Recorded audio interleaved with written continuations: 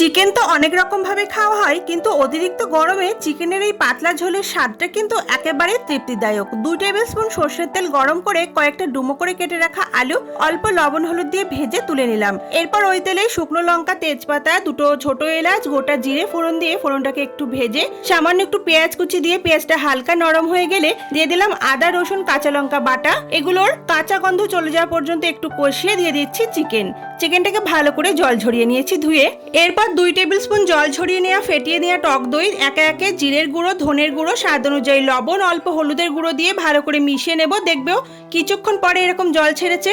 আগে থেকে ভেজে রাখা আলুগুলো দিয়ে ভালো করে কষিয়ে নিতে হবে। এরপর দিয়ে দিতে হবে গরম জল। জলের পরিমাণটা একটু বেশি দিলাম। ভালো করে নাড়াচাড়া করে মিশিয়ে ঢাকা দিয়ে আলু আর চিকেনটাকে সিদ্ধ করে নিয়েছি। ওপর থেকে একটু গরম মশলা গুঁড়ো ছড়িয়ে দিলেই আমাদের রেসিপিটি রেডি। ঝোলটা কিন্তু আরো একটু টেনে যাবে। রেসিপিটা কেমন লাগলো জানাবেন, ভালো লাগলে একটা লাইক করবেন।